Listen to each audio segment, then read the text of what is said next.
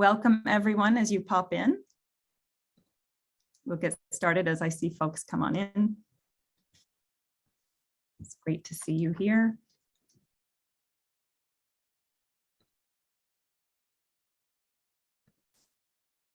Okay, give it one more minute.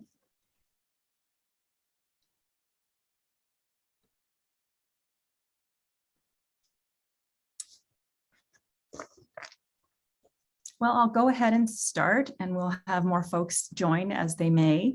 A huge welcome to everyone here on a Friday afternoon. I'm Melody Brown-Birkins. I'm the director of the Institute of Arctic Studies in the John Sloan Dickey Center for International Understanding at Dartmouth. The Institute of Arctic Studies at the Dickey Center is Dartmouth's crossroads for multidisciplinary Arctic scholarship and global policy dialogues that center inclusion, justice, equity, and Indigenous knowledge in solutions to Arctic and global challenges, from climate change to governance and so many other issues important to us today. And importantly, on today, Earth Day of 2022, and before we open a discussion of issues so critical to the future of our people and planet, I wanted to acknowledge the lands from which I am speaking. The Institute of Arctic Studies at Dartmouth sits on the traditional and unceded territories of the Western Abenaki peoples, the traditional stewards of our forests, lands, waters of the area. We respect their connection to these lands and acknowledge the violence and hardship they continue to endure. We give thanks for the opportunity to share in this place and to help protect it. And I am so honored to be sharing this place today, virtually, with our speakers, Troy Bouffard, Pavel Solyandiga, and Ainsley Morse. I will give a quick introduction of all of the speakers, and then we will move to some statements, a bit of Q&A I'll moderate, and then opening up to questions from the audience. If you have a question you'd like to, since we don't have a chat, there's a Q&A box. You can also, I don't know if you can send to Dickey at Dartmouth. I don't know if that or not. I'll just stick with the fact that you can put it in the Q&A for now. But let me say first that I'm very excited to have with us Troy Bouffard. He is the director for the Center for Security and Resilience at the University of Alaska Fairbanks, which also happens to be my hometown, and a research fellow in the Center for Defense and Security Studies at the University of Manitoba. He's also a faculty instructor at the University of Alaska Fairbanks in the Homeland Security and Emergency Management Program, and served as co-principal investigator and program manager of the US NORTHCOM, ALCOM, Arctic Defense and Security Orientation Program, or ADSO. Troy is also a Russian linguist and has been published as well as cited in Russian outlets. He connects his knowledge of Arctic security and operations to issues of Arctic governance and diplomacy, as well as academic scholarship. Pavel Solyanziga of the Udya people, if I'm saying it correctly, was born in Primorsky Krai, the easternmost region of what is now the Russian Federation. Holding a PhD in economics, Pavel has long been recognized as one of the most outspoken and knowledgeable Indigenous rights activists of the Russian Federation.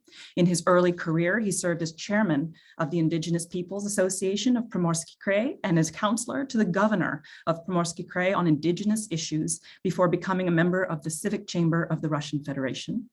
From 2005 to 2010, he served as a member of the United Nations Permanent Forum on Indigenous Issues, and then as advisor to the president of the Russian Association of Indigenous Peoples of the North, Siberia, and the Far East, also known as RIPON. In 2014, Pavel and his family began to be increasingly pressured by Russian authorities about his voice and leadership on behalf of Indigenous peoples, lands, and the environment, which required him to request and receive political asylum in the United States.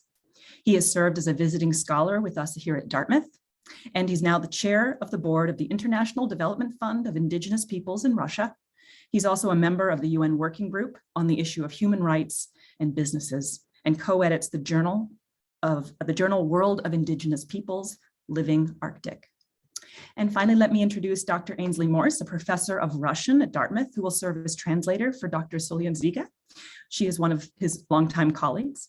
Her scholarship explores, to quote her, the many peculiar, beautiful, and dreadful corners of Russia, the former Soviet Union, and its languages, literatures, and the arts.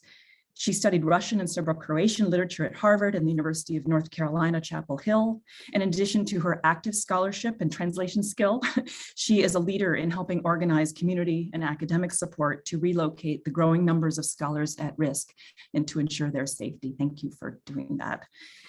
So with that, I'm going to open up the floor to talk about the future of Russia in the Arctic at a significantly challenging time when the governance of the Arctic Council has formally issued a pause on relationships and work and activities with the Russian Federation, when the indigenous peoples of Russia have issued a statement. I will let others speak about that, but is challenging to the future of cooperation of both in the indigenous peoples of the Arctic and the Arctic nations. And as we watch aggressions and challenges in the Ukraine region to peoples who are both very close to their indigenous Russian and Russian counterparts and facing the pressures and challenges of an unexpected and unprecedented war in their lands. So with all of that happening, it is important to think about how this works with the future of cooperation on climate change, on security issues in the Arctic, and how do we move forward in this challenging time. And I couldn't have a better panel.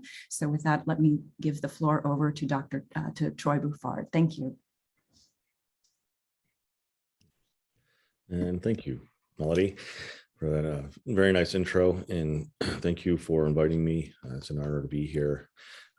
And especially working with Dartmouth College, I'm very fond. I have been there before. I love visiting their beautiful campus, institute, and awesome authorities, and always a great partner, founding partner in so many Arctic academic areas. And thank you to Institute of Arctic Studies. It's great to be back in the room again with Dr. Brown. I've had the distinct pleasure of working with her in the past and continue to be impressed by her achievements, growing leadership roles around the world. I keep seeing her popping up as the chair and a leader of very important institutes and efforts. So congrats on that. I'm also extremely fortunate to have known her amazing father. Neil was one of the pioneering Arctic scientists up here in Fairbanks. We remember him fondly. As Melody stated, I'm the director up here for the Center for Arctic Studies and Arctic Security and Resilience. And as probably everybody here knows, the Arctic is kind of becoming more important lately. About a year, a little bit over a year now, we've seen some interesting real movement, and it's translating into attention that we've not seen in the Arctic before, especially in the United States, but this seems to be consistent across the circumpolar north. And I worked with many colleagues, especially in Canada, to study everything leading up to the Russian Arctic Council chairmanship, because we knew this was going to be a very big deal. The chairmanship is an incredibly important opportunity to showcase your Arcticness and your Arctic interests, national interests, in a way that's you can't do otherwise.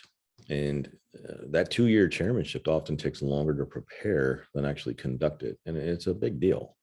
And we watched as Russia nationally made significant movements and developments towards what was going to be an amazing chairmanship that happens once every 16 years. And as a result of what Dr. Brown was just talking about, these aggressions, this war in Ukraine, they've basically thrown away their chairmanship. It's gone. It cannot be recovered. Talked to many officials about this. It's gone. It's very sad. It's something we've never seen before in 26 years of amazing cooperation through the Arctic Council. I'd like to talk a little bit about some things to think about that are kind of tangible in terms of what to think about the future of the Arctic, under these circumstances, right? It's difficult right now to speculate about the Arctic. And in some ways, it's almost not responsible. We have to be very careful when we talk about the future of the Arctic. And so far, I think I've seen careful consideration of that. There are things we need to talk about now. And there's other things that are just not appropriate to talk about now because we need to wait for official guidance before we say things that maybe are undue.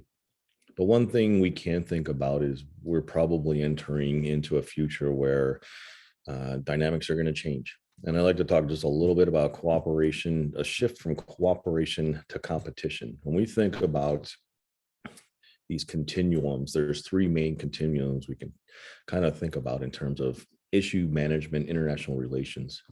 And that's cooperative, competitive, and the conflict continuums, right? And the Arctic is known for being a very cooperative region, exceptionally so, where many issues are dealt with cooperatively, especially with Russia, in ways that that cooperation with Russia is unmatched anywhere else in the world.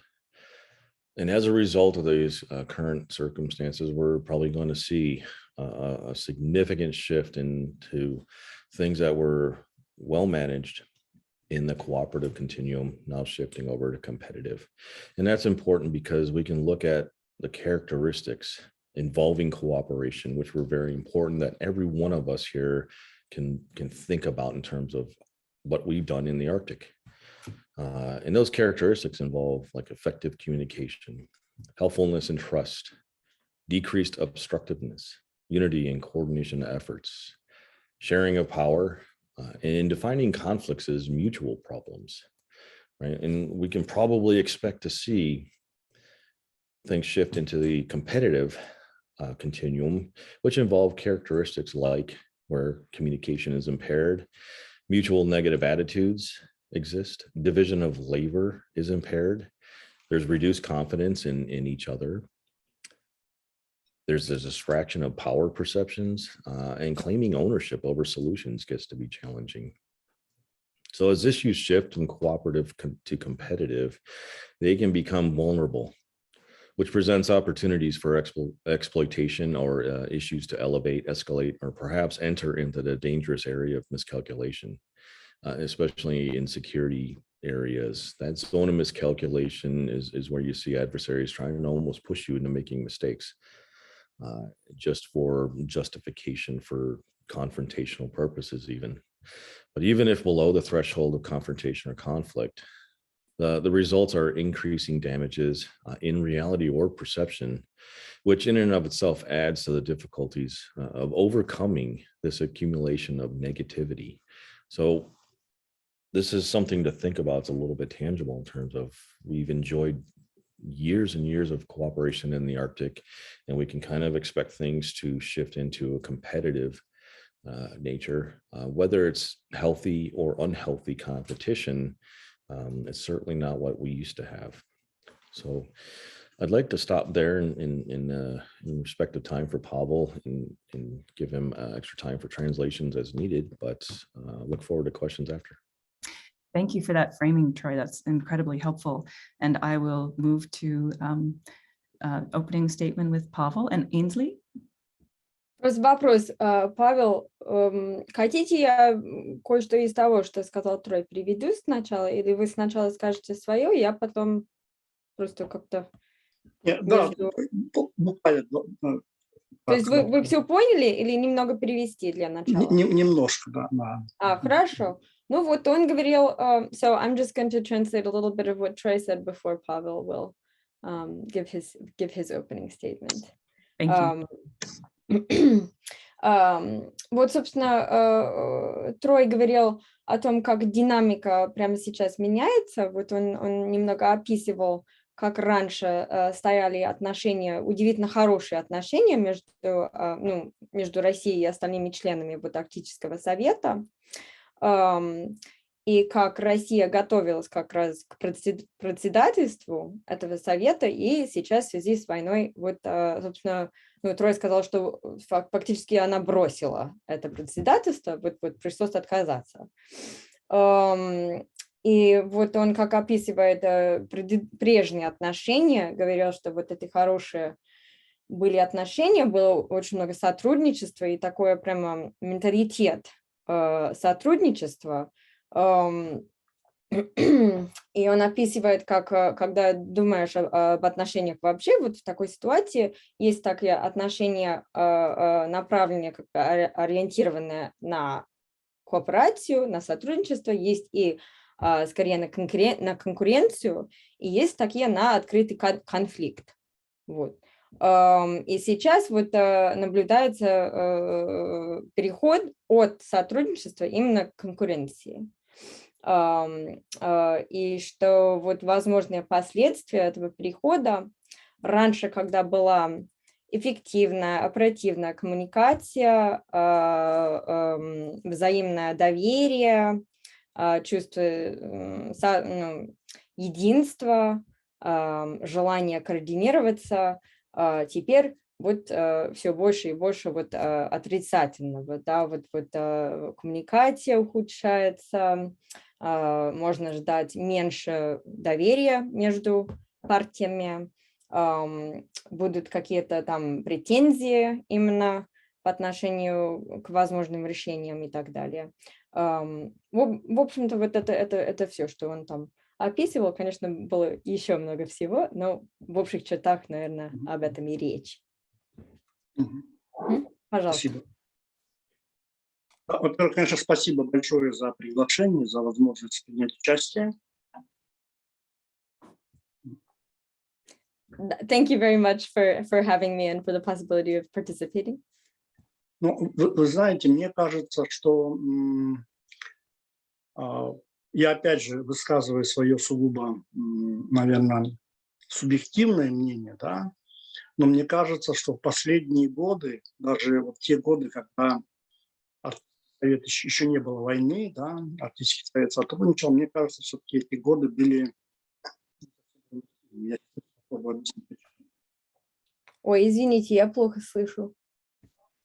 Я говорю о том, что, по моему мнению, последние годы сотрудничества в Арктическом совете, хотя внешне выглядело достаточно пристойно, мне кажется, что это было непродуктивное сотрудничество. So Pavel says he's going to say something that is certainly his own subjective opinion, but that in his opinion, even the past years where perhaps on the surface it looked like the relations between Russia and other members of Arctic Council were working well, in his opinion that it was not so productive. И я считаю, что это произошло и потому, что в этот период, да, Россия и другие страны Арктического совета двигались в диаметрально противоположных направлениях. Противоположное что? Диаметрально противоположных направлениях они двигались. Россия в одну сторону, да, а все остальные страны в другую. In his view, over these last few years, the other countries that are part of the Arctic Council and Russia have actually been moving in different directions. Россия становилась все больше и больше диктаторской страной. Какую? Диктаторской. Да. Russia has been becoming more and more of a dictatorial country. Я думаю, что, наверное, из-за рубежа не совсем это было видно, потому что внешне все вроде сохранялось как будто как прежде.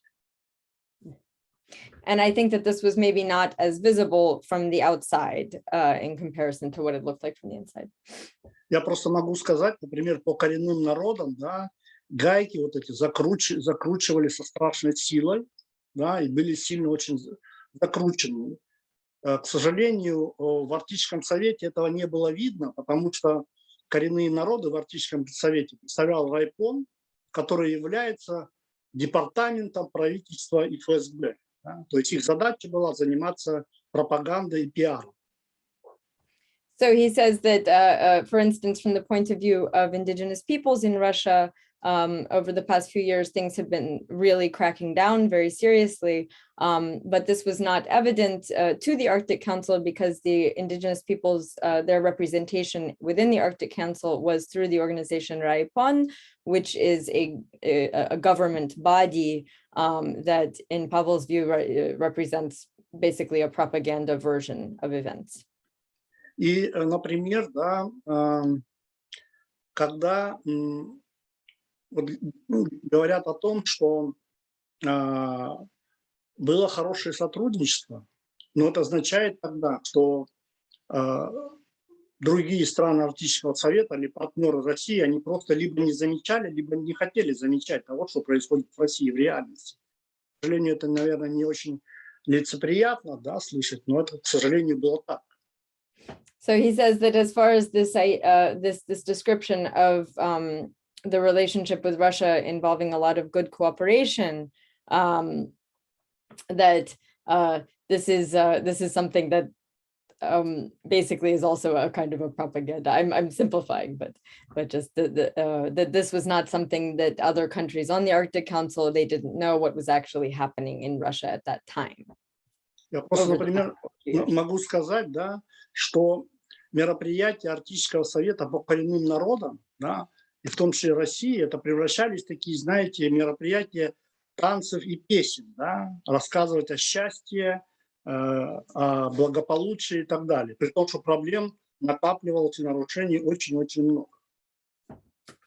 So the view of indigenous life that was made evident to members of the Arctic Council from Russia was basically what we might call Potemkin villages, just a bunch of dances and songs, cultural activities that did not actually reflect the condition of indigenous peoples on the ground.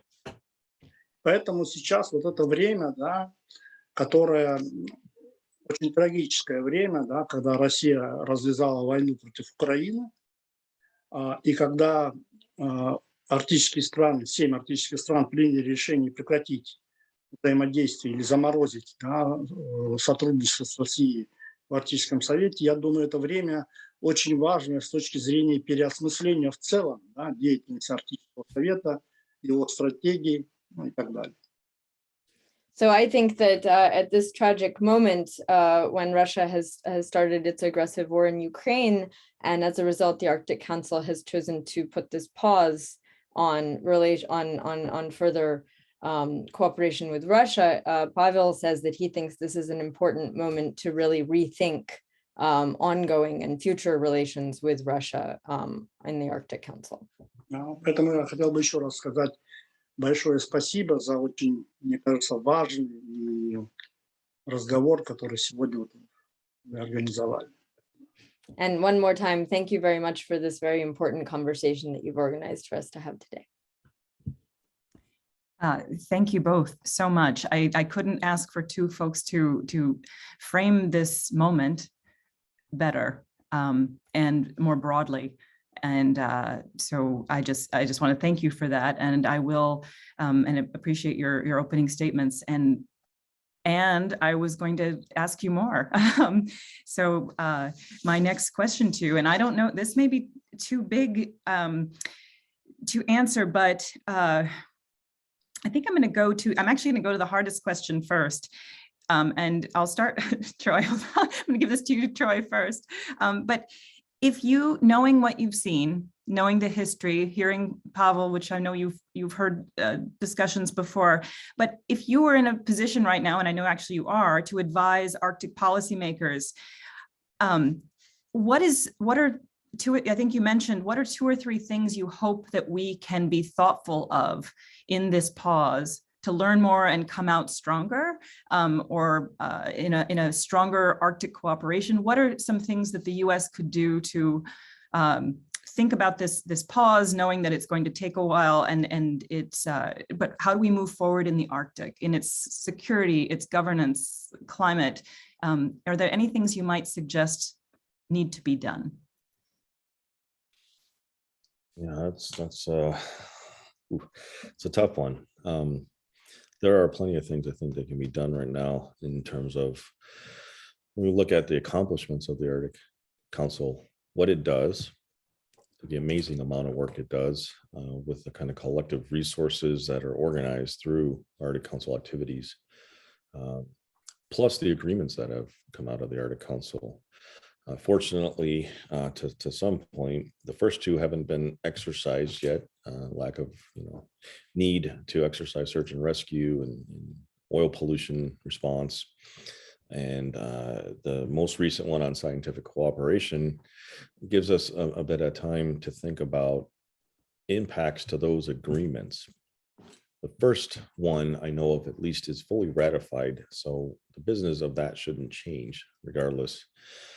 And the other 2, it's a moment to reflect on before we have to pursue these things or stop working on these things. What does it mean to not work on this?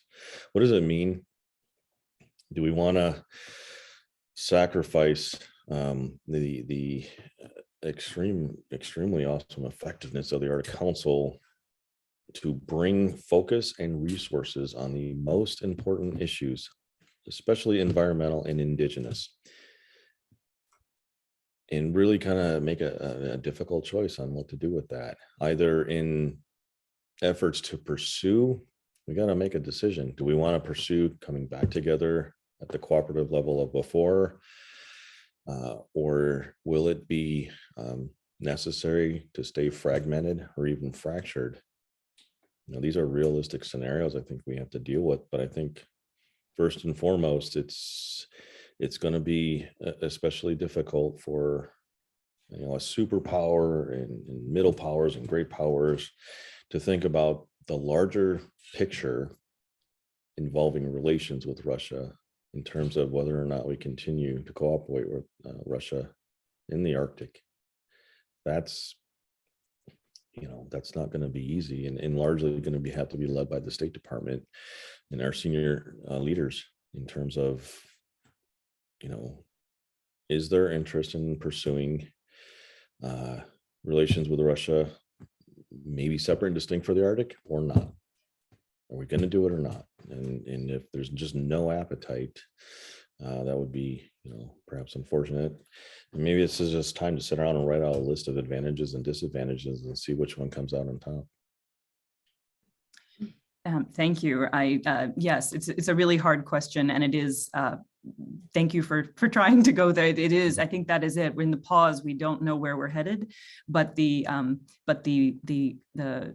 having a real reflection on what that means for especially those key issues of environmental and indigenous engagement are very powerful and aren't easy questions to answer. So thank you.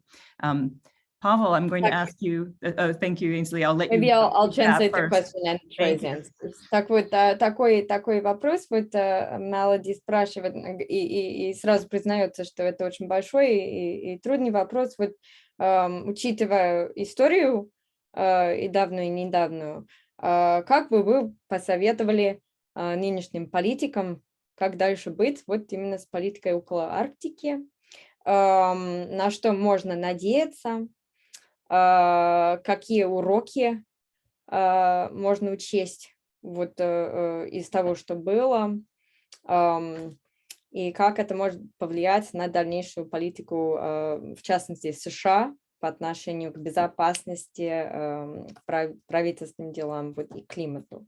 И потом вот первое ответе Троя. Вот он говорит, что надо, конечно, подумать о том, что уже успел сделать вот Арктический совет, какие были достигнуты договоры по отношению, он упомянул вот Search and Rescue, я даже не знаю, как это, но это вот когда ищут потерявших, про загрязнение нефтью, про научное сотрудничество. И как вот эти договоры уже достигнуты, или те, кто еще в процессе, как на них будет влиять вот нынешний кризис, и какие возможные последствия прекратить, например, эти договоры, если прекратять,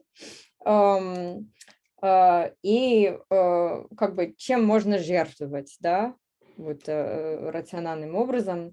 И он еще и упомянул, вот там самое важное соображение, это вот как раз в связи с природой, там, с окружающей средой и с коренными народами.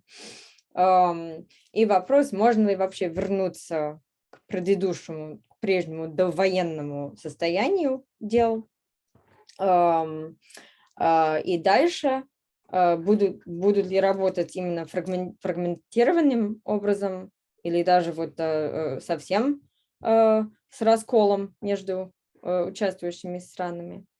Вот, в общем-то, и в конце он сказал, что на самом деле вот, фактически это все по большому счету зависит от высшего правительства в Америке, там, от Госдепа, будут ли они дальше вообще работать, какие у них будут дипломатические отношения с Россией, потому что если не будут, тогда говорить об отношениях внутри Арктического совета тоже, наверное, не имеет смысла.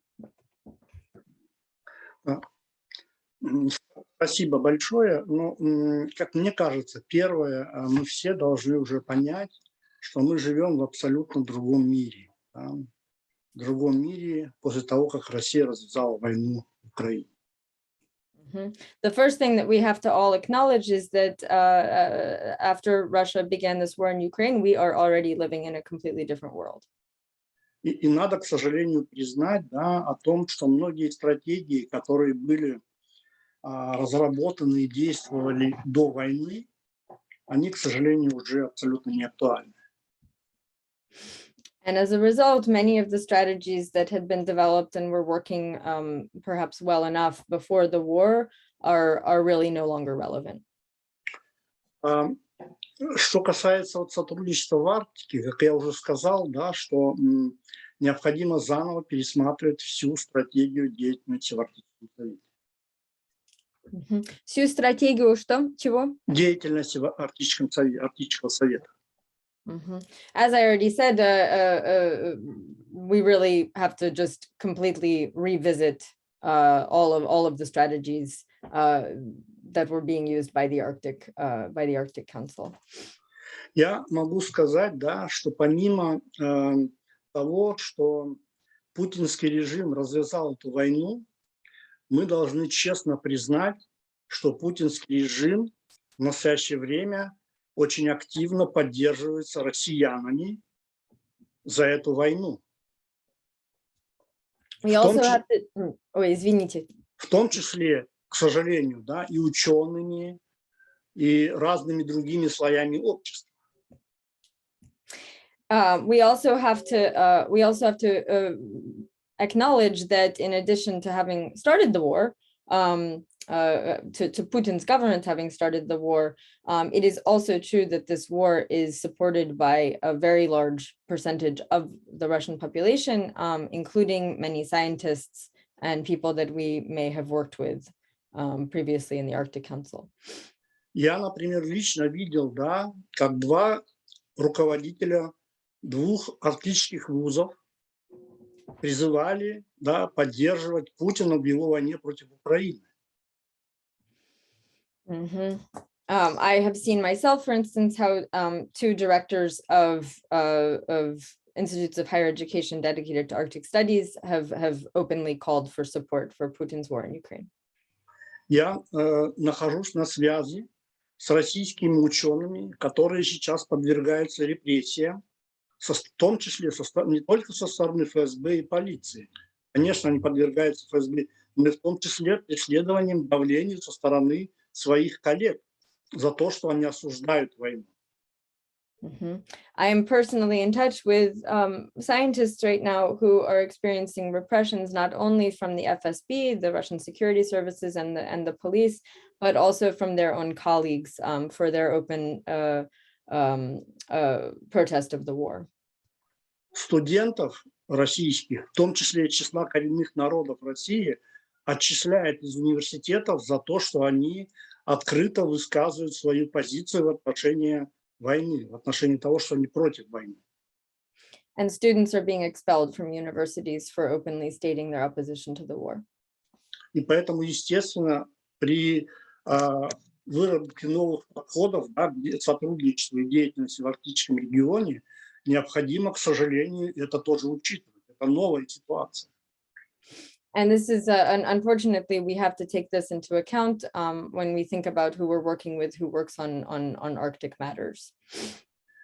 Что касается каких-то своих, например, рекомендаций для политических лидеров или политиков США, я бы предложил две рекомендации. I have two recommendations for what political leaders in the US should do going forward. Первое, необходимо, как мне кажется, организовать или поддержать уже, я знаю, что есть новые буквально инициативы, или поддержать эти новые инициативы по дискуссии что делать в Арктике, как развивать сотрудничество. Причем эти дискуссии должны быть между учеными, между активистами, между коренными народами, между экологами. Это должны быть такие широкие дискуссии с привлечением, по моему мнению, в том числе тех российских ученых, специалистов, экспертов, которые относятся к, ну, во-первых, да, к путинскому режиму отрицательно, и которые имеют большой опыт, да, работы в Арктическом регионе. Извините, я только не расслышала. Вот ученые, которые имеют опыт работы в регионе, а до этого какое еще качество? И которые относятся отрицательно к путинскому режиму. Да, поняла. So the first recommendation is to organize very wide-scale discussions about what to do going forward in the region, which bring together scientists, activists, ecologists, and other people with a lot of experience working on related matters, and at the same time who have openly stated their opposition to the Putin regime. И второе, я бы предложил, да, руководству США создать специальные, может быть, или программы, да, или, я не знаю, направления работы с молодежью из числа коренных народов России, Арктики, да, в целом молодежи России, которые хотели бы развивать сотрудничество, которые понимают ценности западные, да, которые понимают, да, тупиковый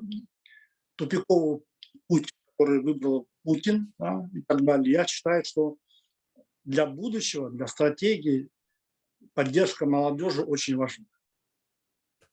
And my second recommendation to US policymakers is to work very closely with young people, ideally young people in Russia and the US, but as far as Russian young people, people who understand, who are also against the war and against the other things that the Putin regime stands for, who understand, whose priorities are in the right place, because thinking about the future of the region and the future more generally, it's crucial that young people be involved.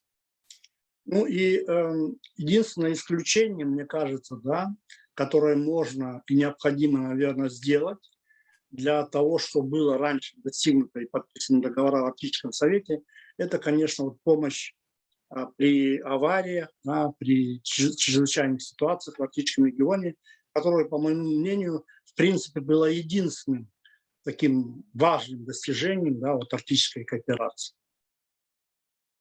So the one exception I would make, I guess the one thing that I would think we should really keep from previous agreements that have been reached through the Arctic Council is the one about search and rescue, which I consider to be a real achievement to date of the council.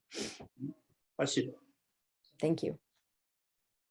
Oh my gosh, thank you very much, both Troy and Pavel and Ainsley, for putting all of that together. I have many ideas now, and I'm going to cede my time over to a question I see in the Q&A and start that off. And I'll ask both of you, and I don't know if you can see it there, but I was going to ask you, Troy, first.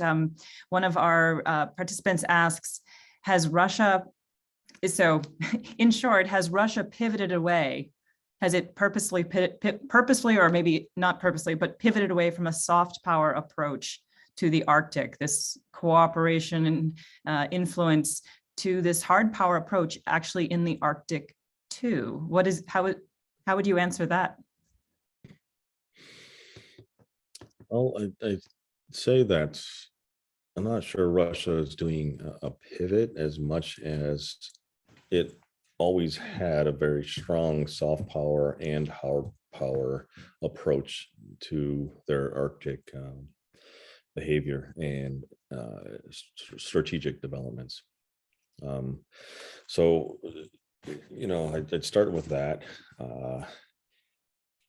That's, you know, one area. Hard power, you know, we're not necessarily going to see a big difference there in terms of what changes.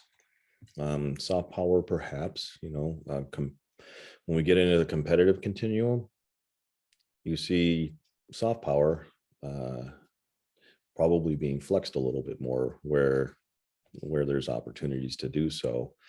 And where we may have been cooperating in those soft power areas, now those may be a little bit more vulnerable. I don't think we're going to see a shift, but yeah, I think what we can take away here is soft power elements probably going to be more affected. Don't see much in terms of any changes in the hard power area. I will let Ainsley, you go ahead and translate. Thank you.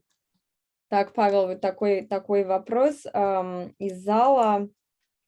Не наблюдаем ли мы сейчас вот переход от мягкой к более жесткой силы со стороны России именно на Арктике? И вот Трой сказал, что, по его мнению, всегда были задействованы и та, и другая на Арктике, но все-таки преобладала мягкая, и что и сейчас она и преобладает, но, наверное, будет, может быть, более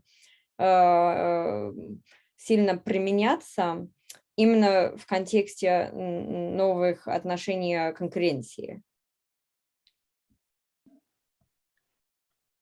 Ну, первое, да, мне кажется, я немножко вот скептически отношусь к вопросам мягкой силы, да, со стороны России.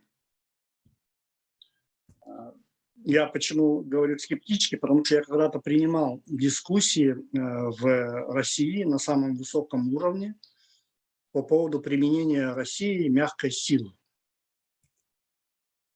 Mm-hmm. So I've always been a bit skeptical about the very notion of soft power in the context of Russia because I have я принимала участие как? Еще раз про применение. В дискуссиях, да, вот на очень высоком уровне в России. Да, я поняла. Because I have had the experience of taking part in conversations at very high levels of government about the application of soft power. И по моему мнению, да, что в России понятие вот мягкая сила, оно извращено. Да? And I find that the very idea of soft power in Russia has been somewhat perverted. Дело в том, что когда я участвовал в дискуссиях, люди, которые об этом говорили, да, по поводу из администрации президента, там, из разных высоких чинов, под мягкой силой они имели в виду в итоге ложь, обман. Да? Mm-hmm. Okay, so in these conversations that I was privy to, which involved people from the president's administration and other high-ranking officials, their understanding of soft power was simply deception and lies. Потому что применять мягкую силу могут страны, да, по моему мнению, те, у которых есть достижения, да, в области защиты прав человека, да, в области защиты окружающей среды, социальных завоеваний, ну и других, да. А когда в стране гордиться нечем, она начинает врать, обманывать. Because when soft power is used toward aims like human rights, social justice, environmental affairs, then it has a place. But in a country that doesn't have any concerns with any of these areas, then it becomes just lies and propaganda. И поэтому, когда говорят о том, что вот Россия применяет, там, занималась мягкой силой, но я считаю, она в большей степени занималась пропагандой. So whenever people talk about Russia using or applying soft power, I usually just understand that to be using propaganda. А теперь, что касается вот этого вопроса, да, мне кажется, что риторика, конечно же, да, путинского режима, в том числе в Арктическом регионе, она стала жестче, да, она стала более такой воинственной. As far as the second question goes, the question about the pivot to hard power, it seems to me that Putin's rhetoric, the rhetoric of the Putin administration, has in fact become much harsher and warlike, including with regard to Arctic matters. Да, но по моему мнению, да, что вот это как раз война в Украине, которую вот еще развязала Россия, да, она показала, что за этой воинственной их риторикой пустота. Они все разворовали, да, они даже армию свою разворовали. So I think you can also see from the war in Ukraine that behind this warlike rhetoric, there's also this void of created by corruption, because even the very army that they're using to make this war in Ukraine has been completely depleted by everyone stealing from within.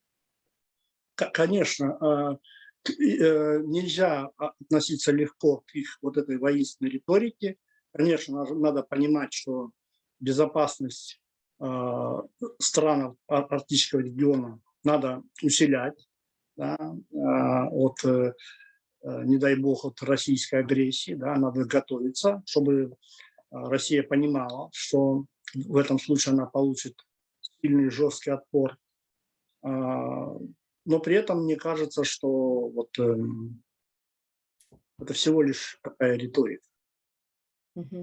So of course we need to be aware that the rhetoric is not entirely empty.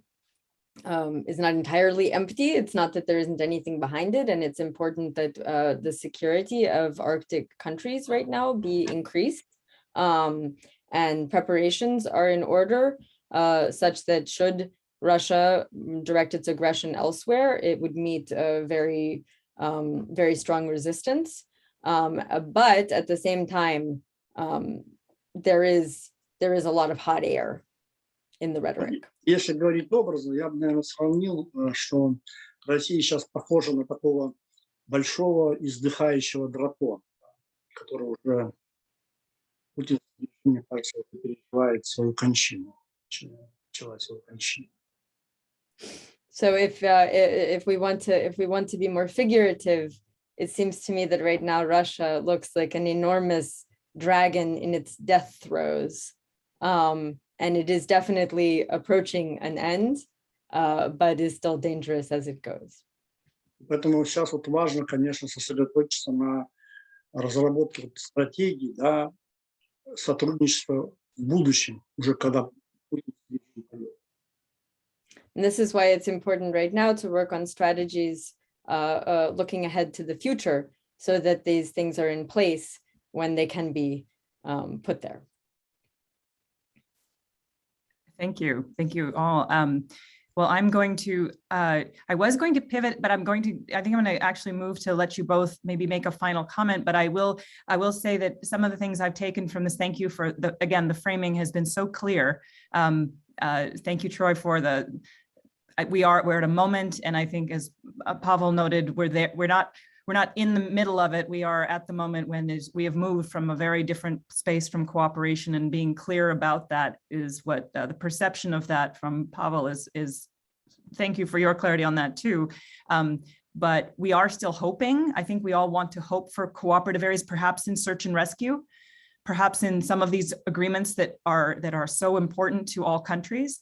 Yet we also need to be very fully aware of the many dialogues and levels of them, and where soft power has limits and where the hard power, I think, has always been there and is louder.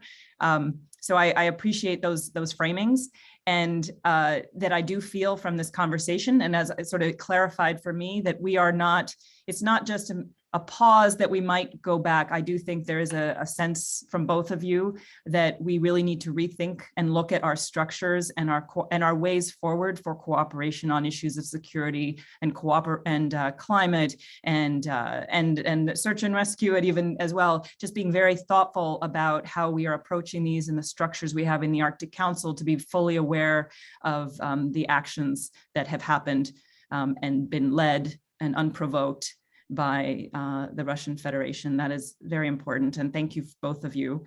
Let me give you both a minute or two to wrap up, and I will start with you again, Troy. Thank you. Yeah. From what I've been reading and seeing, there's a lot of passion, I think, on both sides in terms of strong advocacy to maintain the cooperation of the Arctic. The Arctic Council should be continuing its work. It shouldn't have issued that joint statement and paused. And on the other end, I see, some strong emotions about, we can't be working with Russia under these circumstances, and some in between. But on those both ends, I would recommend to take a moment and think about what the other perspective is, why it's important. We have to absolutely consider that it's not appropriate to work with Russia under these circumstances. There's a lot that is involved there. And then those, vehemently against working with Russia need to understand how important it is that we do have such cooperation in the Arctic. And there's value in that. And if we can look past certain things, maybe we can continue to cooperate, at least on one part of this planet that really needs it. So I see passionate arguments on both ends of the spectrum of working with Russia and absolutely not. And I would suggest they learn about each other's passions and why they feel that way. And that might help start to get to an area where we're in the middle and we can really resolve the issues, hopefully as realistically as possible, make decisions, and move forward. Thank you, Troy. And 2 minutes for Pavel. Павел, я быстро переведу вот то, что, это ваши заключительные слова. Вот и Трой только что сказал, что он понимает и признает, вот, что сейчас такой момент, когда страсти закаленные. Он выразил некоторые желания за дальнейшее сотрудничество. Считает, что, с одной стороны, он прекрасно понимает, что некоторые сейчас считают, что работать с Россией, как-либо сотрудничать с Россией совершенно невозможно при данных условиях.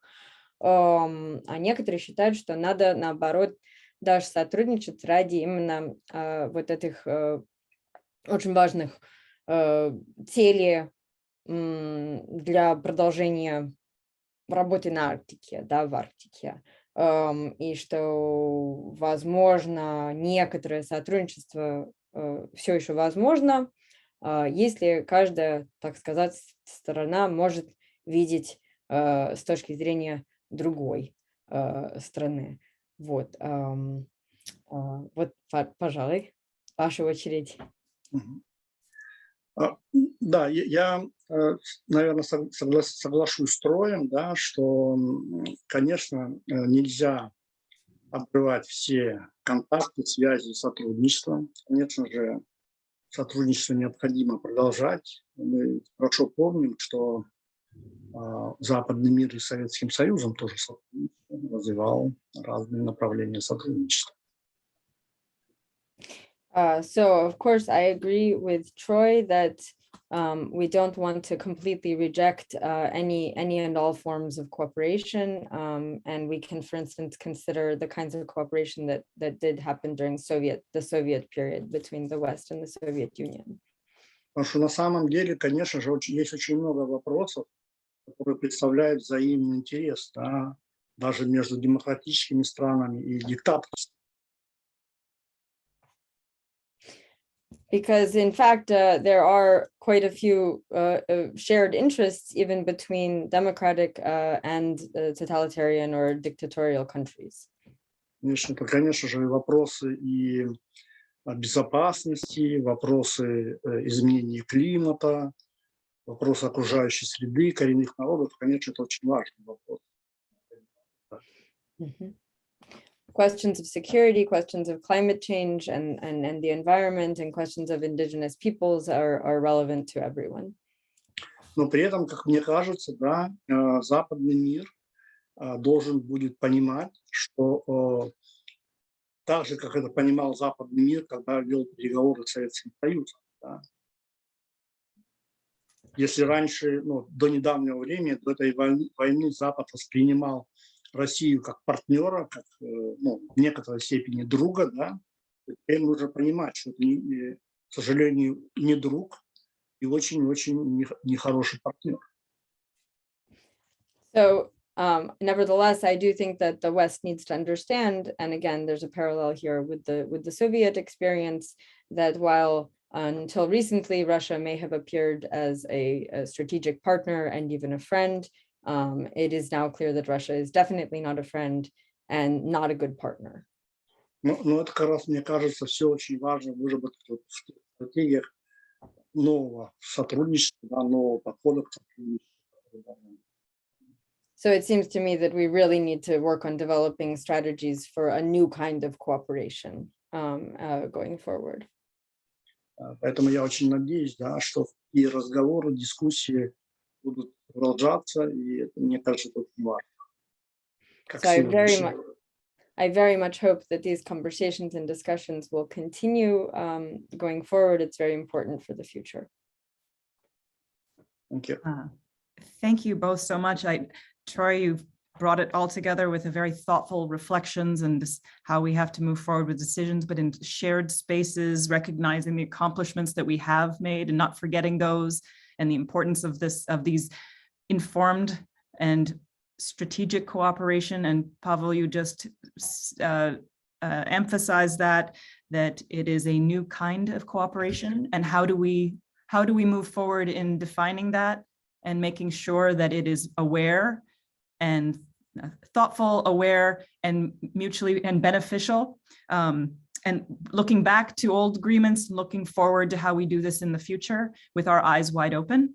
And I appreciate that perspective as well. And I hope that the Institute of Arctic Studies at Dartmouth, with all of our partners, including you, can continue those conversations. I do think we don't have answers. It's a process and a path where we have to listen to one another and see where we can move forward, because the Arctic is, and our future of our planet and our people is far too important not to have these conversations. So thank you for your time today. Thank you to everyone who came in and joined us. And I look forward to bringing everyone together again and sharing the knowledge. So my very best to both of you. Thank you. And thank you so much, Ainsley, for that. That was very kind of you to do the translation. I feel very happy that I got to be here and hear all of this. Thank you very much for your words. Yes. Thank you, Pavel. Thank you, Troy. I will see you again soon. Thank you. Спасибо. Thank you, Спасибо everyone. большое вам. Спасибо. До свидания. Очень рада. Спасибо.